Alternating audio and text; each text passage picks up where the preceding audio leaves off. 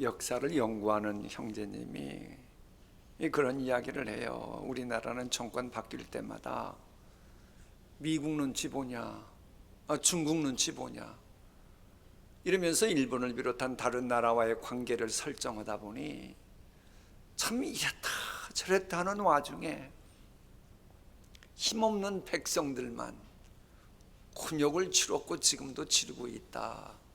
이제 그런 이야기였습니다. 참 나라 유정자들도 참 고민이 많으니 그렇게 하겠습니다만은 중국을 신뢰하고 우선 먼저 신경 써야 된다고 하는 정책의 나름대로 일리가 있겠고 뭐 장점이 있겠지요. 혹은 뭐 미국을 우선 먼저 신뢰해야 된다는 정책의 강점도 있겠지요. 문제는 둘 중에 하나를 선택하라야 되니 무엇인가를 포기해야 되고 불이익을 감수해야 하더라는 겁니다.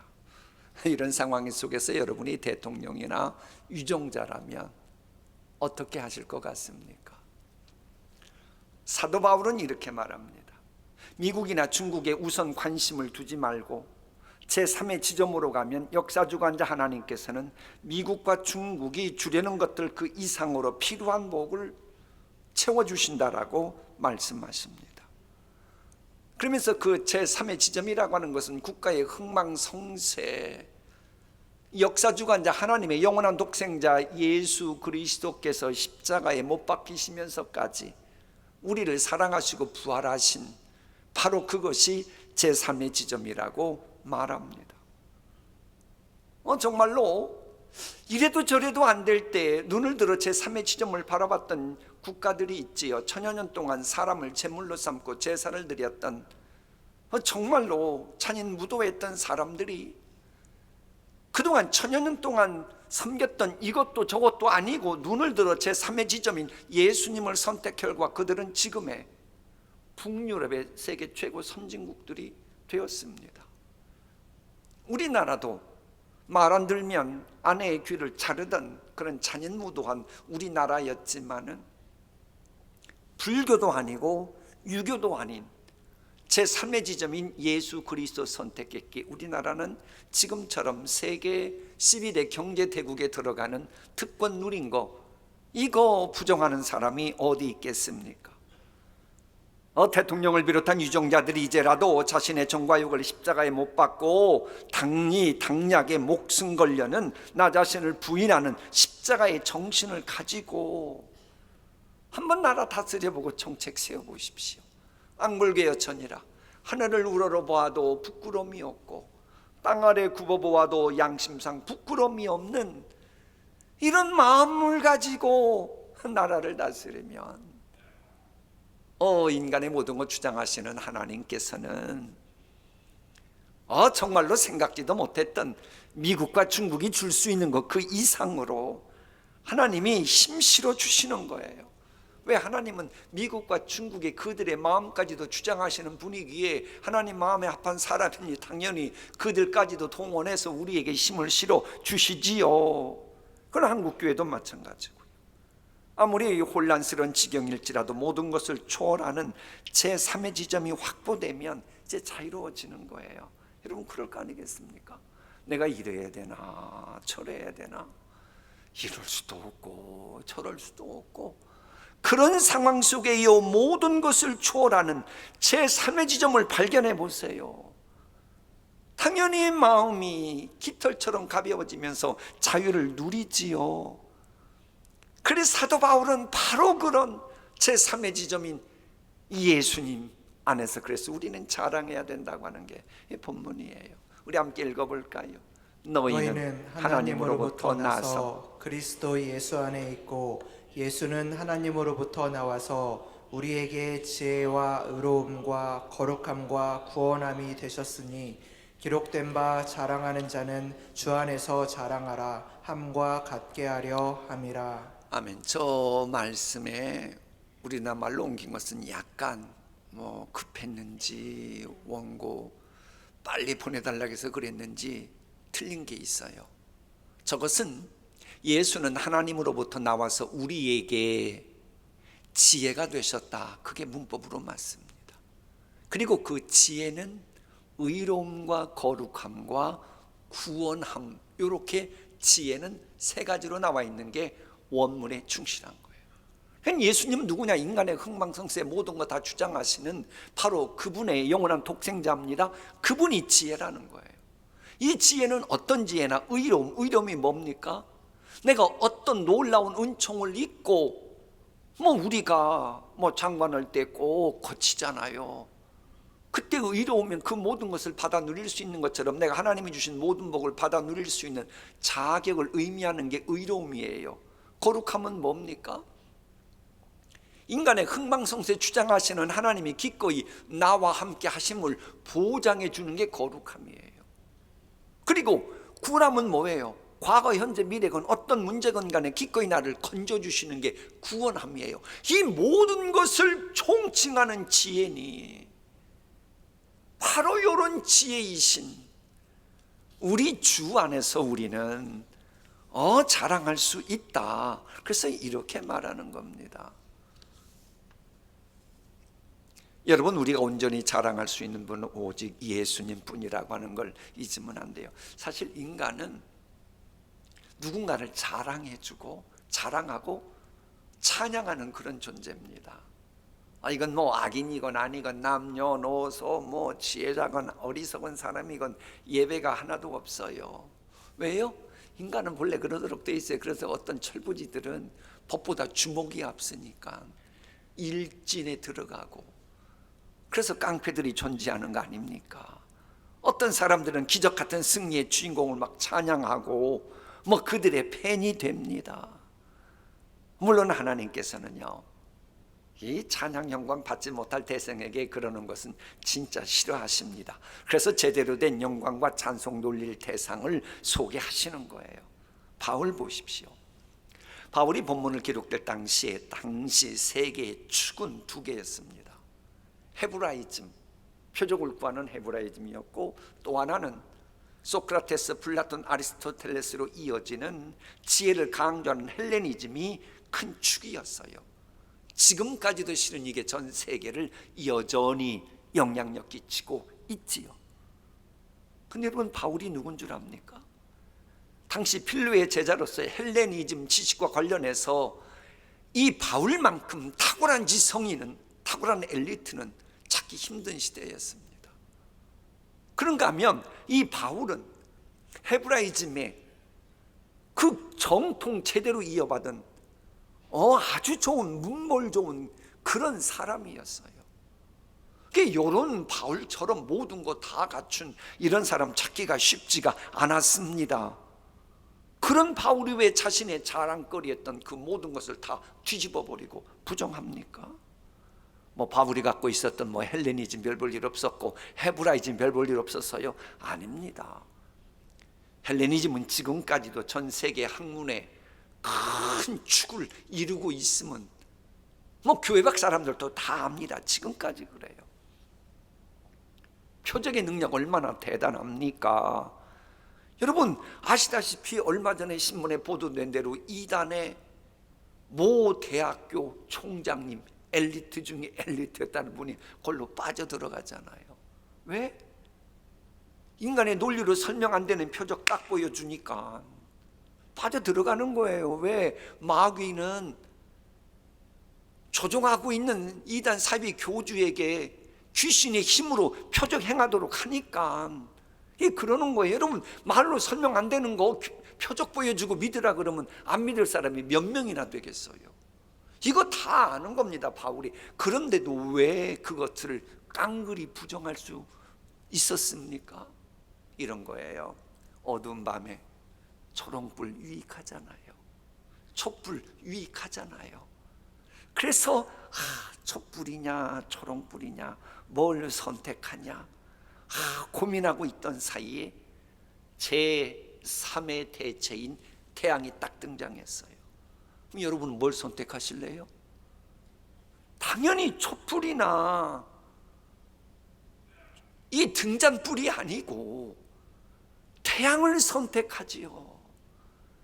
그러니까 헬레니즘, 헤브리즘 나름대로 유익이 있고 그랬던 거 몰랐던 거 아니고 지금도 인정하지만은, 그러나 사도 바울이 보기에 자기가 그 혜택을 누리고 있고 대우받고 그동안 자랑하며 살아왔지만 그거 가지고는 안 되는구나. 그것을 알고는 예수님의 십자가를 선택한 거예요. 왜? 헤브라이즘이 그렇게 표적을 구하나 때로는 지혜가 필요했고, 헬레니즘 역시 지혜를 말했으나 때로는 표적의 중요성을 알다 보니까는 요 두 개를 모두 아우를 수 있는, 모든 것을 초월하는, 그게 바로 예수님의 십자가였기 때문인 거예요. 그래서 말합니다. 우리 함께 읽겠습니다. 시작. 오직 부르심을 받은 자들에게는 유대인이나 헬라인이나 그리스도는 하나님의 능력이요 하나님의 지혜니라. 현대인들도 크게 다르지 않아요. 사실 표적을 강조하면서 신의 존재를 인정합니다. 때로는 무당들조차도 뭔가 날쓴 데를 걸어가는 그런 강신 무당 보면 병원에 가가지고 정치인들도 가서 점 보고 그렇잖아요. 이게 지금도 헤브라이즘 성격이 여전히 세계의 큰 한 축입니다. 그런가 하면 여전히 하나님을 부인하는, 지혜만 내세우는 무신론자들이 있지요. 그러나 우리는 누굽니까? 그런 식으로 표적 위주도 아니고 당연히 무신론자 아니고 제3의 지점인 말씀이신 예수 그리스도께로 나아가는 사람들이 기독교인입니다. 왜? 십자가에 못 박히신 예수님 안에는 표적이 얼마든지 가능하니까요. 예수님 믿고서 인간의 이성으로 설명할 수 없는 것들을 간증하는 분들이 많이 있잖아요. 멀리갈 것도 없어요. 여러분이 태어나시고 살아있고 이곳에서 예수 믿는다고 고백하는 게 그게 표적입니다.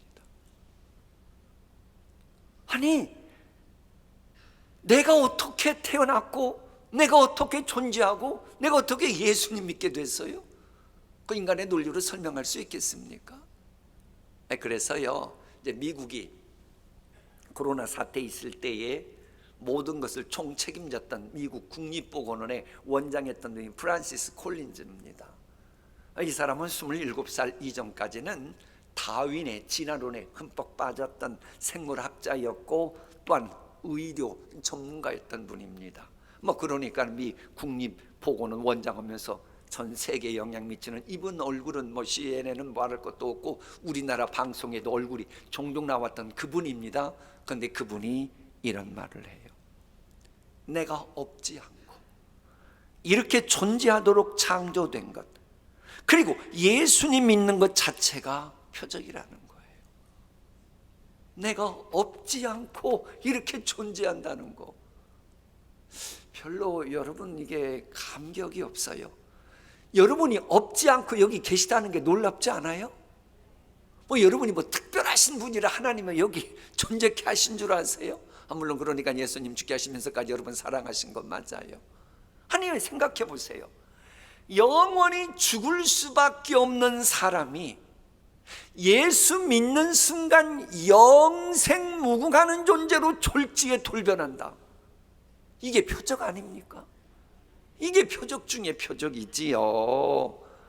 여러분, 지혜도 마찬가지예요. 지혜도 인간의 지혜로 풀 수 없으니까 내가 아는 스펙 다 동원하고 내가 아는 학문 다 동원하고 도저히 길이 없으니까 미우수가 많으신 하나님께 지혜 구하면서 기도하는 거 아닙니까?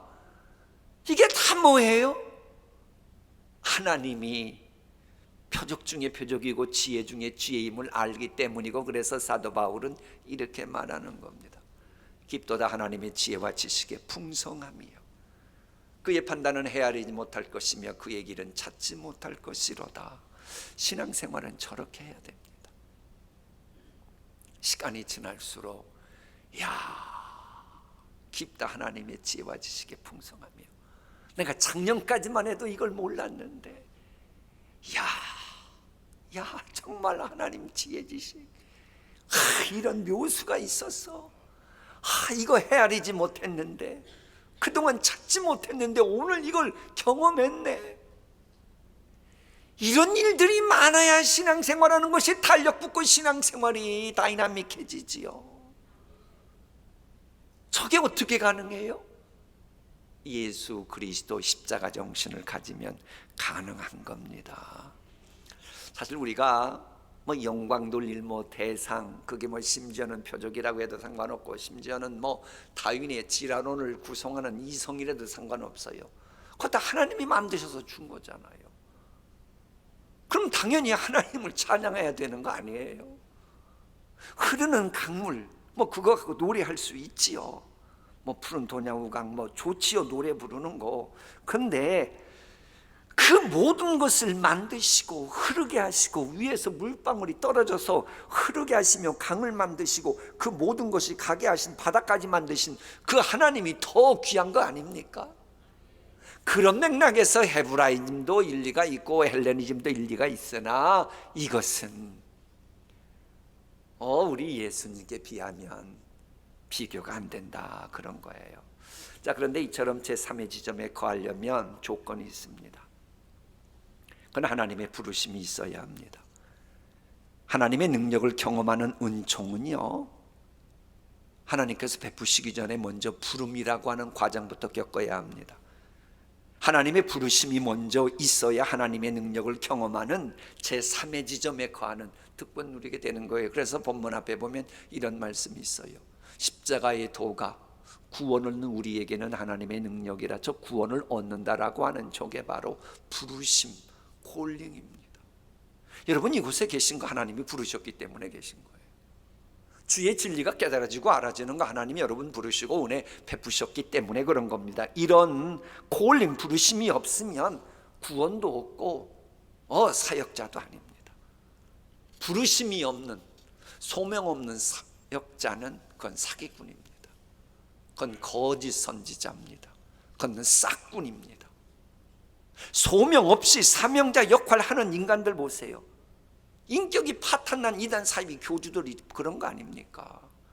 질서를 어지럽히는 사람들을 보면 인격 있는 거 봤어요?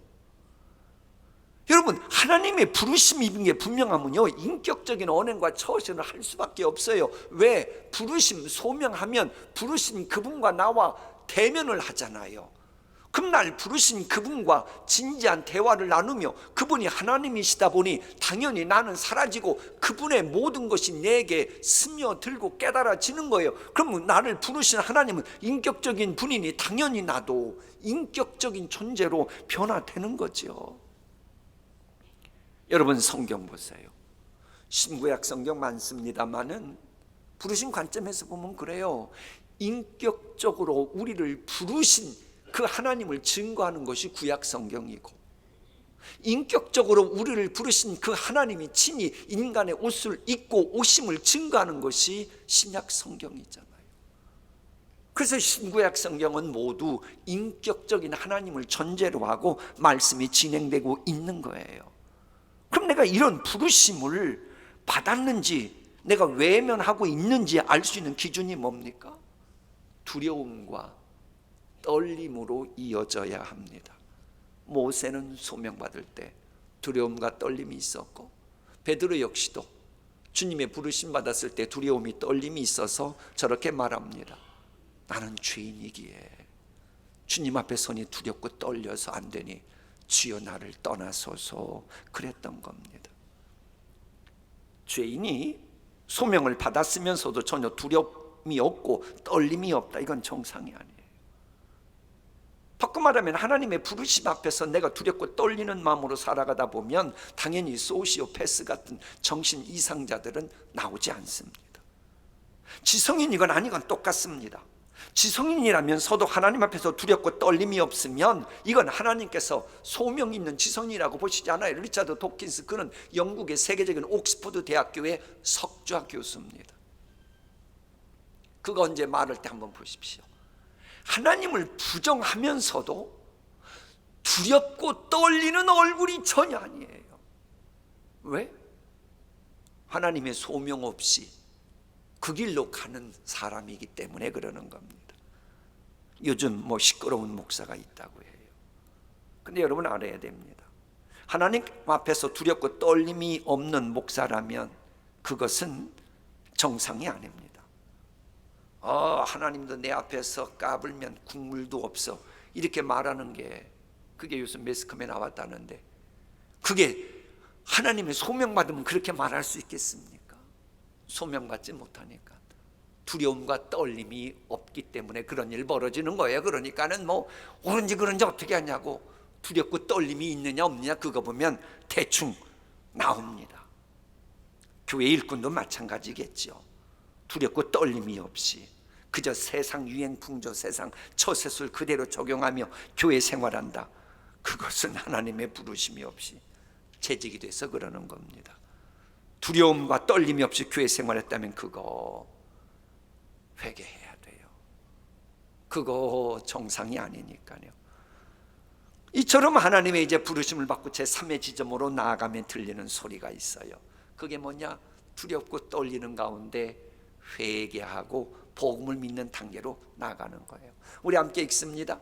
예수께서 갈릴리에 오셔서 하나님의 복음을 전파하여 이르시되 때가 찼고 하나님의 나라가 가까이 왔으니 회개하고 복음을 믿으라 하시더라. 저 화면을 한 20-30초 동안 계속 유지해 줬으면 좋겠어요. 자, 요즘 우리 교회는 40일 특별 새벽 기도회를 통해서 무너진 재단 수축할 때 기초에 대해서 다져가고 있습니다. 바야흐로 무너진 재단이 수축되어 회복의 은총을 입을 때가 찼고 하나님의 말씀이 살아 움직이는 하나님의 나라가 가까워져 왔기 때문입니다. 그런 은혜의 물결을 타고 소원의 항구로 나가기에 앞서 반드시 충족되어야 하는 거 뭐예요? 가까웠으니 무엇부터 하고? 회개부터 하고 복음을 믿는 겁니다. 잠시 드렸던 이야기입니다만은 오늘 우리는 성찬식 하면서 회개할 것을 회개해야 되는데, 화해의 종교 좋다, 그리고 누가 잘못을 비니까 무조건 믿었다가 낭패당하는 분들 잊지 마십시오. 그게 진짜 화해인지 악어의 눈물처럼 화해하는 척한 건지, 분간도 못하는 거, 그리고 큰 낭패 당하는 거, 그건 마음 좋은 게 아니고 어리석은 겁니다. 그 어리석음 때문에 하나님이 주신 기회, 하나님이 주신 하나님께 영광 돌릴 열매 맺지 못했던 거 당연히 회개해야 되는 거 아닙니까? 요셉 보세요. 형들이 아무리 와가지고 울고불고 해도 안 믿잖아요. 왜? 그 눈물이 진짜 회개인지 알기까지 열매 보고서야, 그때서야 요셉이 형들과 화해하잖아요. 우리 성경대로 신앙생활 해야 됩니다. 그동안 코로나 핑계대고 하나님의 집에 오는 것을 나도 가기 싫으니 너도 가지 말라고 했다든지, 어수선한 틈을 노리고 원칙을 어기고 자신의 위치를 지키지 않고 질서를 어지럽혀서 질서 하나님을 만홀히 여겼던 죄악이 있다면 회개하셔야겠지요. 교회의 머리 되신 예수님의 지체이시면서도 사랑 섬김보다는 에고 자아를 버리지 못하고 자아를 우상 숭배하는 거예요. 하나님의 집에 와서 예배드린다고는 하지만은 여전히 에고이즘이라고 하는 우상을 딱 놔두고 그걸 섬기며 교회 생활했다? 그건 우상 숭배지요. 이사야 에스겔서에 있는 것처럼. 그럼 그것도 당연히 회개해야지요.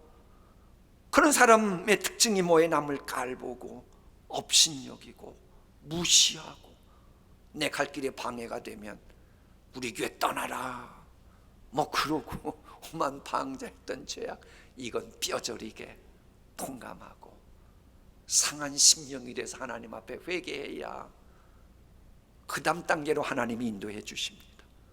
여러분, 우리를 사랑하신 하나님은 영원한 독생자 예수님을 죽게 하실 정도로 우리를 사랑하신 분이기 때문에 이제 더 이상 아낄 것도 없어요. 아낄 은혜도 없어요. 얼마든지 이제는 원하면 다 주십니다. 그런데 그런 분이 조건이 있어요. 그게 뭐냐? 회개해야 그 은혜 주신다는 겁니다. 죄 사함 받으려면 그런데 죄 때문에 괴로워하고 통회하는 심령 가져야 해요. 그래서 죄인이었음에도 상상할 수 없는 은혜를 입었던 다윗은 저렇게 말합니다. 여호와는 마음이 상하고 중심에 통회하는 자를 구원하시도다. 여호와 이름 부른다고 구원하신다고 되어 있습니까? 물론 여호와 이름 불러야지요. 그러나 죄 짓고도 너무 뻔뻔하면 구원하지 않습니다. 여호와 이름 부르면서 마음이 상하고 중심에 동의하는 마음이 있을 때 하나님이 구원하십니다. 여러분, 기독교인은요 사실 은혜 받기로 되어 있는 사람들입니다. 죄인일지라도 하나님은 기꺼이 은혜 주실 수 있습니다. 단 조건이 뭐예요? 회개하면. 그래서 하나님께서 원하시는 건 뭐냐? 상한 마음이지 번제가 아니에요. 번제가 아닙니다. 그 다음 말씀, 이사야 말씀이 뭐예요? 하나님 앞에 회개하지 않고 소를 잡아 드리는 제사는 뭐와 같다? 살인죄와 다름없다. 드리는 예물은 돼지 피와 다름없다. 분향하는 거, 그거 하나님 앞에 분향하는 게 아니고 우상 창송하는 것 같다. 뭐 하면? 회개가 없으면, 상한 마음이 없으면. 그래서 우리가 찬송을 불러도 회개 없이 부르는 찬송은 찬송이 아닙니다. 봉사를 해도 회개하지 않고 그저 봉사하는 모양새만 뛰면 하나님이 그 봉사 인정하시지 않습니다. 여러분, 구약과 신약을 통해서 가장 은혜 많이 받은 사람은 다윗과 바울입니다. 그런데 이 두 사람의 공통분모가 뭐냐? 죄악에 대해서 상하고 통회하는 마음을 가졌어요.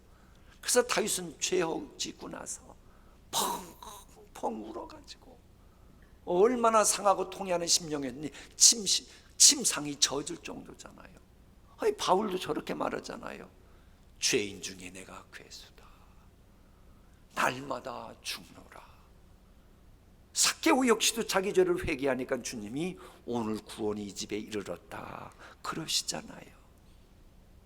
그러니까 그동안은 진리를 몰라서 이런 죄악 저런 죄악 혹 범했을지라도 우리 40일 특세 통해서 이제 신앙생활 어떻게 하는지 알아갔잖아요. 그럼 오늘 우리의 모든 그 죄 다 깨끗이 씻어주실 우리 예수님의 고난 기억하는 성찬식이 있잖아요. 오늘 모든 죄 다 토해내고 죄삼 다 받길 원합니다. 그래서 오늘 성찬식 통해 내가 그동안 인생살이 속에서 체험하지 못했던